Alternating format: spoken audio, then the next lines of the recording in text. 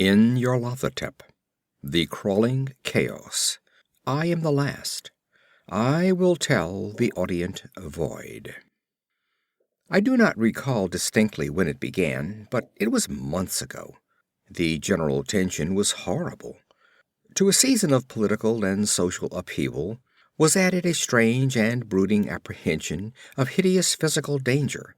A danger widespread and all-embracing, such as danger as may be imagined only in the most terrible phantasms of the night. I recall that the people went about with pale and worried faces, and whispered warnings and prophecies which no one dared consciously repeat or acknowledge to himself that he had heard.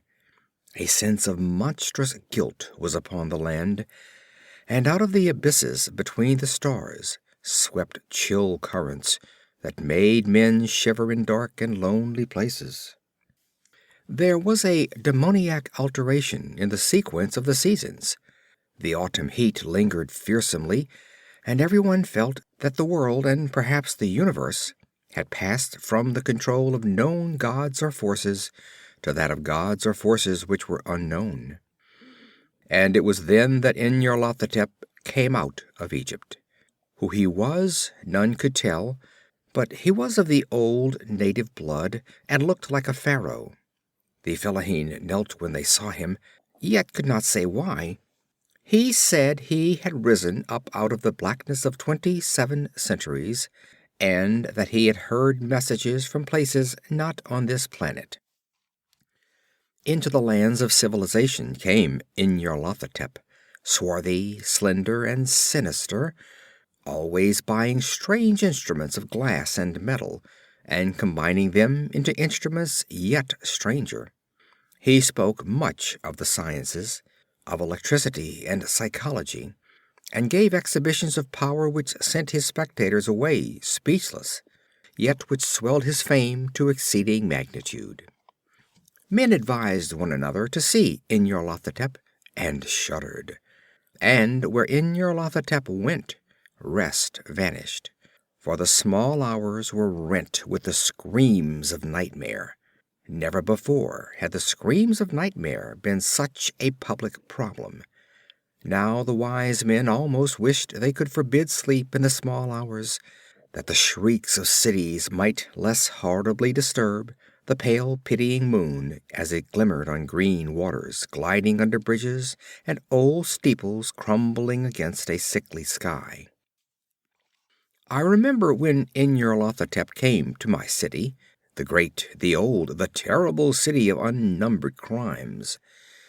My friend had told me of him, and of the impelling fascination and allurement of his revelations, and I burned with eagerness to explore his uttermost mysteries.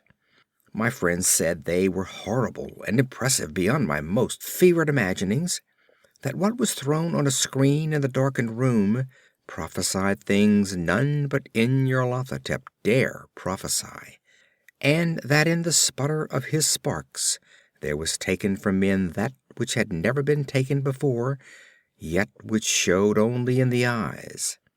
And I heard it hinted abroad that those who knew Nyarlathotep looked on sights which others saw not. It was in the hot autumn that I went through the night with the restless crowds to see Nyarlathotep. Through the stifling night and up the endless stairs into the choking room, and shadowed on a screen, I saw hooded forms amid ruins, and yellow evil faces peering from behind fallen monuments. And I saw the world battling against blackness, against the waves of destruction from ultimate space, whirling, churning, struggling around the dimming, cooling sun. Then the sparks played amazingly around the heads of the spectators, and hair stood up on end, whilst shadows more grotesque than I can tell came out and squatted on the heads. And when I, who was colder and more scientific than the rest, mumbled a trembling protest about imposture and static electricity, Nyarlathotep drave us all out, down the dizzy stairs, into the damp, hot, deserted midnight streets. I screamed aloud that I was not afraid, that I never could be afraid, and others screamed with me for solace. We swore at one another that the city was exactly the same and still alive, and when the electric lights began to fade, we cursed the company over and over again, and laughed at the queer faces we made. I believe we felt something coming down from the greenish moon, for when we began to depend on its light, we drifted into curious involuntary marching formations, and seemed to know our destinations, though we dared not think of them. Once we looked at the pavement, and found the blocks loose and displaced by grass, with scarce a line of rusted metal to show where the tramways had run.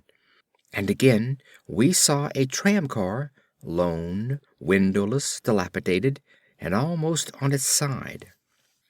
When we gazed around the horizon, we could not find the third tower by the river, and noticed that the silhouette of the second tower was ragged at the top. Then we split up into narrow columns, each of which seemed drawn in a different direction. One disappeared in a narrow alley to the left, leaving only the echo of a shocking moan. Another filed down a weed-choked subway entrance, howling with laughter that was mad. My own column was sucked toward the open country, and presently felt a chill which was not of the hot autumn, for as we stalked out on the dark moor, we beheld around us the hellish moon-glitter of evil snows. Trackless, inexplicable snows swept asunder in one direction only, where lay a gulf all the blacker for its glittering walls. The column seemed very thin indeed as it plodded dreamily into the gulf. I lingered behind, for the black rift in the green-litten snow was frightful, and I thought I had heard the reverberations of a disquieting wail as my companions vanished. But my power to linger was slight.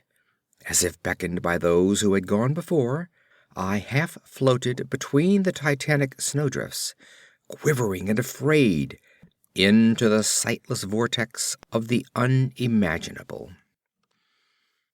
Screamingly sentient, dumbly delirious, only the gods that were can tell. A sickened, sensitive shadow writhing in hands that are not hands, and whirl blindly past ghastly midnights of rotting creation, corpses of dead worlds with sores that were cities, charnel winds that brush the pallid stars and make them flicker low. Beyond the worlds, vague ghosts of monstrous things, half-seen columns of unsanctified temples that rest on nameless rocks beneath space and reach up to dizzy vacua above the spheres of light and darkness.